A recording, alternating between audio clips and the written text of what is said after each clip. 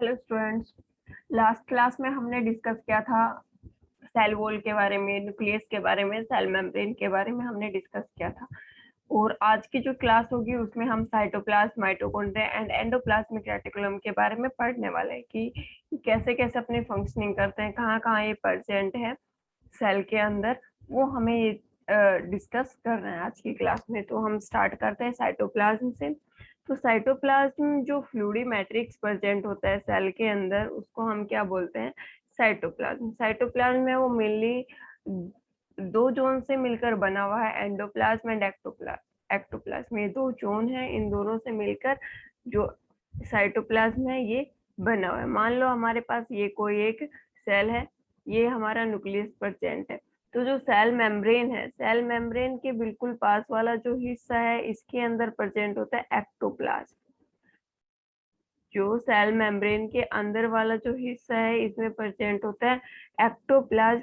And nucleus से लेकर और एक्टोप्लाज्म तक जो फ्लूइडी मैट्रिक्स प्रेजेंट है, उसको हम बोलते हैं एंडोप्लाज्म। सेल मेम्ब्रेन के जस्ट पास वाला एरिया है, उसके अंदर जो फ्लूइडी मैट्रिक्स प्रेजेंट है, उसको हम एक्टोप्लाज्म बोलते हैं। एंड एक्टोप्लाज्म एंड न्यूक्लियस के बीच में जो फ्लूइडी मैट्रिक्स प्रेजेंट है, उसको हम एंडोप्लाज्म बोलते हैं। एंडोप्लाज्म एंड एक्टोप्लाज्म दोनों मिलकर किसकी फॉर्मेशन करते हैं? साइटोप्लाज्म की फॉर्मेशन करते हैं। फिर बात आती है साइटोप्लाज्मिक कंपोनेंट्स की, कि कौन कौन से कंपोनेंट्स है साइटोप्लाज्म के अंदर, वो हमें देखना है। तो पहले साइटोप्लाज्मिक मैट्रिक्स देखते हैं। साइटोप्लाज्मिक मैट्रिक्स कवर करता है 70% ऑफ द सेल वॉल्यूम। जो सेल का वॉल्यूम है वो 70% कौन कवर करता है? Cytoplasmic matrix. जिसके अंदर क्या क्या प्रेजेंट होता है? वाटर प्रेजेंट होता है, साल्ट्स प्रेजेंट है, और ऑर्गेनिक मॉलिक्यूल्स प्रेजेंट है, सोल्यूबल प्रोटीन प्रेजेंट है, इलेक्ट्रोलाइट्स प्रेजेंट है, एंड ग्लूकोज प्रेजेंट है। जो 70% मैट्रिक्स है, फ्लूइडी मैट्रिक्स है, उसके अंदर इंक्लूड होता है water, salt, organic molecules, soluble proteins, electrolytes and glucose. ये पूरा का पूरा साइटोप्लाज्मिक मैट्रिक्स के अंदर प्रेजेंट है। साइटोप्लाज्मिक मैट्रिक्स को साइटोसोल भी बोला जाता है, हाइलोप्लाज्म भी इसको बोला जाता है। फिर जो सेकंड कंपोनेंट है वो है साइटोप्लाज्मिक स्ट्रक्चर्स। साइटोप्लाज्मिक स्ट्रक्चर्स में इंक्लूड होंगे living structure and non living structure. Non living structure में जितने भी न्यूट्रिएंट प्रेजेंट है, ग्लाइकोजन प्रेजेंट है, स्टार्च प्रेजेंट है, वो जो न्यूट्रिएंट प्रेजेंट है सेल के अंदर, वो सारे के सारे नॉन लिविंग स्ट्रक्चर में इंक्लूड होते हैं, और उनको हम इंक्लूजन्स बोला जाता है, उनको हम इंक्लूजन्स बोलते हैं। और जो लिविंग स्ट्रक्चर है उसको हम क्या बोलते हैं? ऑर्गेनल। जितने भी ऑर्गेनल प्रेजेंट है, ईआर हो गया, राइबोसोम हो गया, लाइसोसोम है, गोल्गी है, ये सारे के सारे जो हमारे सेल ऑर्गेनल्स हैं, वो लिविंग स्ट्रक्चर में इंक्लूड होंगे। तो पहले देखते हैं इंक्लूजन के अंदर क्या क्या प्रेजेंट है, वो हमें यहाँ पर देखना है। तो इंक्लूजन के अंदर जो स्टोर्ड फूड है, ग्लाइकोजन ग्रेनुल्स हैं, वो प्रेजेंट है। सिक्रेटरी सब्सटेंस हो गए, किसकी फॉर्म में? ग्रेनुल्स की फॉर्म में जो सिक्रेटरी सब्सटेंस प्रेजेंट है, वो भी नॉन लिविंग स्ट्रक्चर में इंक्लूड होंगे। इसके अलावा ऑयल ड्रॉप हो गई, या फिर ट्राइग्लिसरॉल्स हो गए, ग्लाइकोजन, स्टार्च ग्रेनुल्स प्रेजेंट है सेल के अंदर, वो सारे के सारे नॉन लिविंग स्ट्रक्चर में इंक्लूड होंगे, जिसको हम इंक्लूजन बोलते हैं। साइटोप्लाज्मिक ऑर्गेनल्स हैं, वो मेनली टू टाइप्स में डिवाइड किए गए हैं, membranes and non membranes. Membranes में जिसके बाहर मेम्ब्रेन प्रेजेंट है, जिस सेल ऑर्गेनल के आउटर कवरिंग मेम्ब्रेन प्रेजेंट है, वो मेम्ब्रेनस सेल ऑर्गेनल में इंक्लूड होंगे। एंड नॉन मेम्ब्रेनस, जिसके बाहर कोई भी सेल मेम्ब्रेन प्रेजेंट नहीं है, वो नॉन मेम्ब्रेनस सेल ऑर्गेनल होंगे। तो पहले देखते हैं हम मेम्ब्रेनस सेल ऑर्गन, जिनके बाहर मेम्ब्रेन प्रेजेंट है, वो ऑर्गेनल्स कौन कौन से हैं वो हमें देखने। तो माइटोकॉन्ड्रिया डबल मेम्ब्रेन होता है, उसके बाहर भी मेम्ब्रेन प्रेजेंट होती है। गोल्गी अपरेटस के बाहर भी मेम्ब्रेन प्रेजेंट होती है। ईआर के दोनों part, RER and SER, endoplasmic reticulum है, उसके rough surface endoplasmic reticulum and smooth surface endoplasmic reticulum, दोनों के अंदर मेम्ब्रेन प्रेजेंट होती है।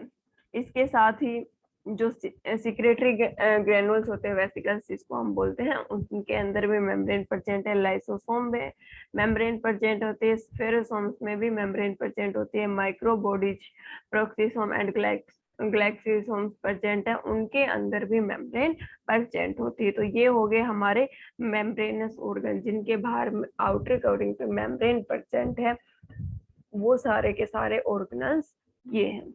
फिर है नॉन मेम्ब्रेनस। नॉन मेम्ब्रेनस में साइटोप्लाज्म हो गया, साइटोस्केलेटन स्ट्रक्चर होगी, सेंट्रियोल्स हो गए, सीलिया एंड फ्लैजिला फिलामेंट्स होते हैं। इनके बाहर भी कोई मेम्ब्रेन प्रेजेंट नहीं होती। जिन ऑर्गेनल्स के बाहर कोई भी मेम्ब्रेन प्रेजेंट नहीं है, नॉन मेम्ब्रेनस ऑर्गेनल है, वो है ribosome, cytoskeleton structure, centriole, cilia and flagella filaments. फिर उसके बाद आता है माइटोकॉन्ड्रिया। माइटोकॉन्ड्रिया एक सेल ऑर्गेनल है, आपको पता है इसको power house of the cell के नाम से भी जाना जाता है।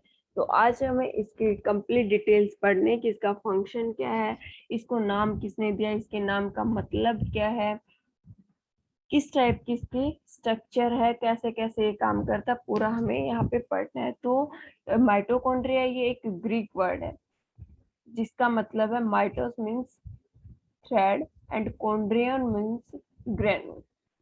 माइटोस मीन्स थ्रेड एंड जो कॉन्ड्रियन वर्ड यूज किया गया वो है ग्रेनुल्स को रिप्रेजेंट करता है। सबसे पहले कोलिके नाम का एक साइंटिस्ट था, 1980 में उसने माइटोकॉन्ड्रिया को देखा था। एंड माइटोकॉन्ड्रिया नाम किसने दिया, ये था पेंडा साइंटिस्ट, उसने 1898 में उसको माइटोकॉन्ड्रिया नाम दिया। एनटीएससी में मेनली ये क्वेश्चन पूछ लिया जाता है कि माइटोकॉन्ड्रिया की नेमिंग किसने की, या पहली बार उसने किसने देखा।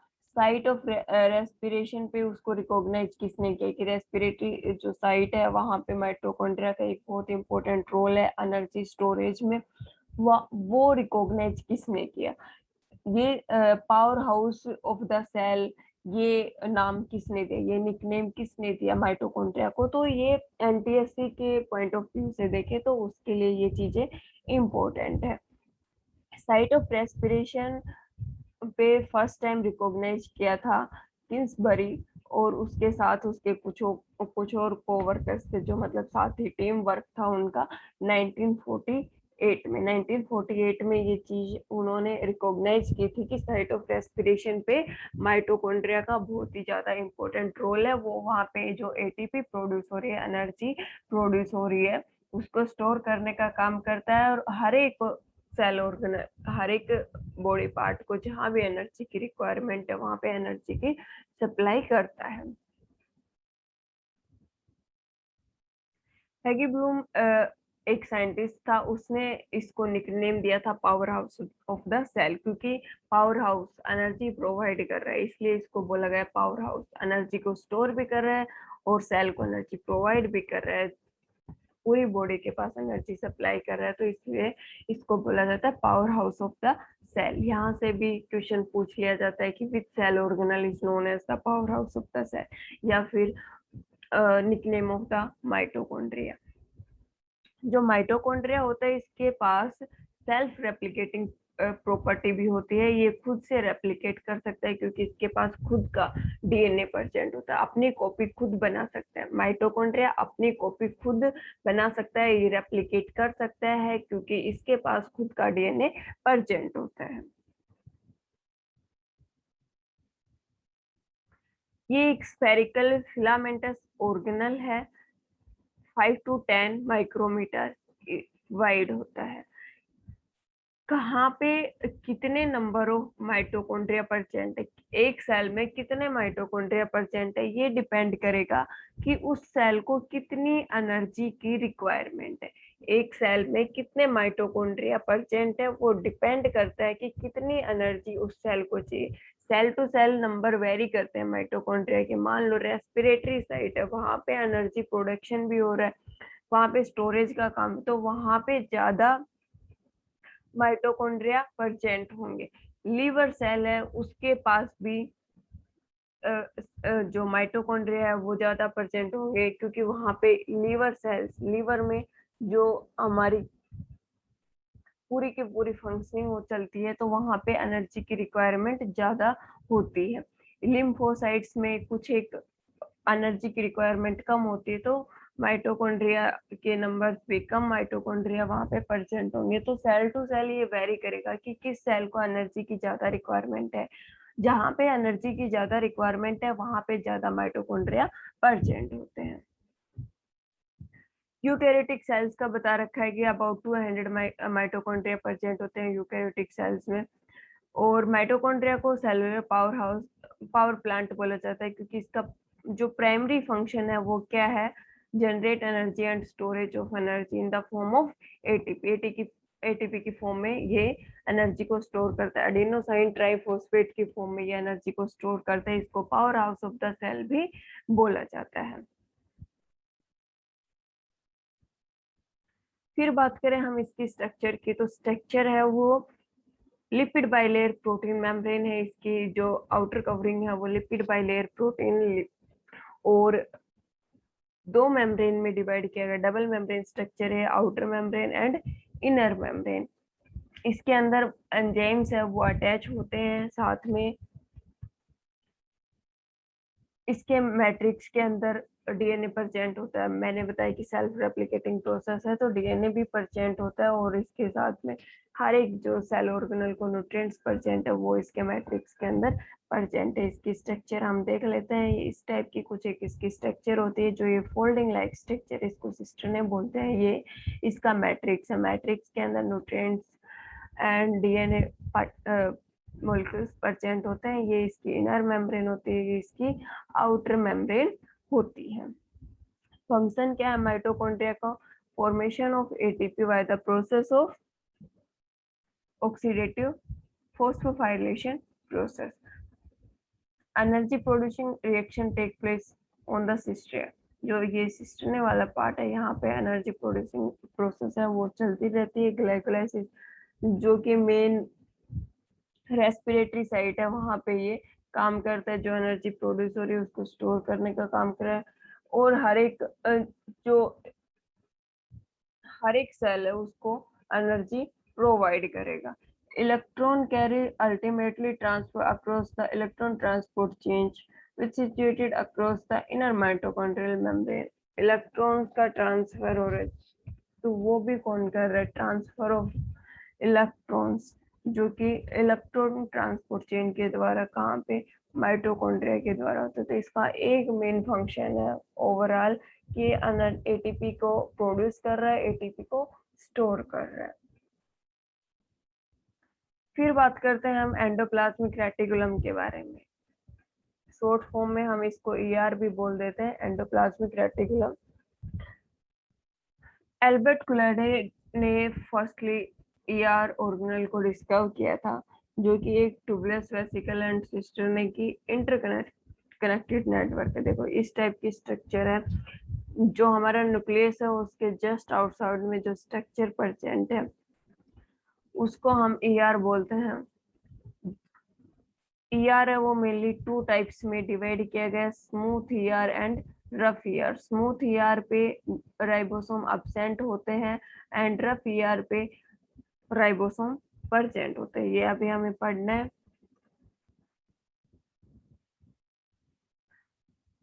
जो एंडोप्लाज्मिक रेटिकुलम है वो टू टाइप्स में डिवाइड किया गया है, rough endoplasmic reticulum and smooth endoplasmic reticulum. Rough पे मैंने बताया कि राइबोसोम प्रेजेंट होते हैं एंड स्मूथ पे राइबोसोम अब्सेंट होते हैं। एक्सटेंसिव नेटवर्क है ये न्यूक्लियर मेम्ब्रेन के जस्ट बाहर। एक किस किस का नेटवर्क है, ट्यूबल्स, वेसिकल, सिस्टर्न। सेल के अंदर एक नेटवर्क फॉर्मेशन हो रही है ट्यूबल्स, वेसिकल, सिस्टर्न का। वो किसका, एंडोप्लाज्मिक रेटिकुलम का।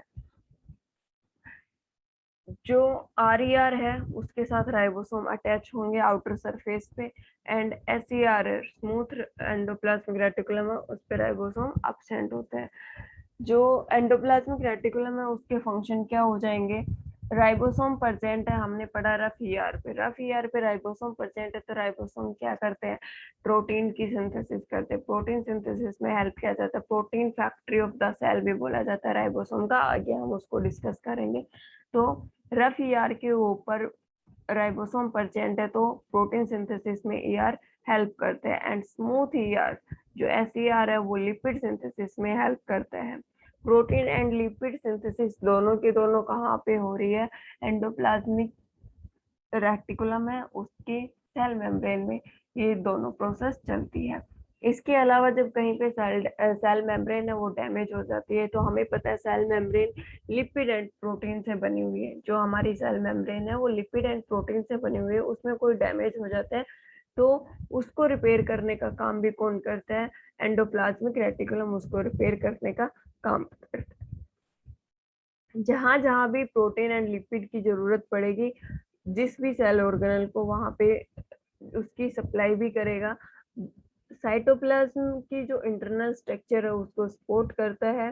साथ में एसईआर जो लीवर सेल्स में प्रेजेंट होता है, जो लीवर सेल्स में प्रेजेंट है वो डिटॉक्सिफाइंग का काम करता है, कोई पॉइजन कोई ड्रग हमले है उसको डिटॉक्सिफाई करने का काम कौन करता है, एसईआर करता है।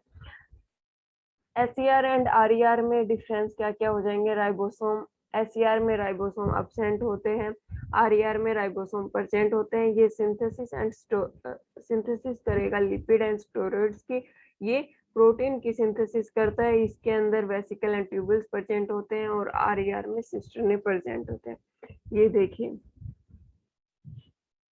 रफ ईआर है उसके अंदर राइबोसोम प्रेजेंट है, जो ये डॉट लाइक स्ट्रक्चर आपको दिखाई दे रही है ये क्या है, रफ ईआर, और इसमें सिस्टर्ने स्ट्रक्चर जो ये फोल्डिंग वाली स्ट्रक्चर है इसको हम सिस्टर्ने स्ट्रक्चर बोलते हैं, तो ये प्रेजेंट है। ये वेसिकल है लेकिन इसके ऊपर राइबोसोम प्रेजेंट नहीं है, किसका पार्ट है, एसईआर का पार्ट है, जस्ट न्यूक्लियस के बाहर ये प्रेजेंट होता है अगर हम कंप्लीट सेल के अंदर इसको देखें तो जो मेन फंक्शन हो गए वो प्रोटीन सिंथेसिस हो गया, लिपिड सिंथेसिस हो गया, जो सेल मेम्ब्रेन है उसको रिपेयर करने का काम कर रहा है, ट्रांसफर कर रहा है लिपिड एंड प्रोटीन्स का, साइटोप्लाज्म को सपोर्ट कर रहा है, इसके अलावा लीवर में डिटॉक्सिफाई करने का काम कर रहा है, जो पॉइजन ड्रग्स वगैरह जो आ रहे हैं बॉडी के अंदर उनको डिटॉक्सिफाई करने का काम भी कौन कर रहा है, एसईआर जो कि आरईआर का सॉरी एंडोप्लाज्मिक रेटिकुलम का एक पार्ट है। तो आज की क्लास में इतना ही, नेक्स्ट जो क्लास होगी उसमें हम गोल्गी, लाइसोसोम, राइबोसोम, प्लास्टिड के बारे में डिस्कस करेंगे, जो बाकी सेल ऑर्गेनल्स बच गए उनके बारे में हम डिस्कस करेंगे। आज की क्लास को हम यहीं पे एंड अप करते हैं। Thank you so much, have a nice day.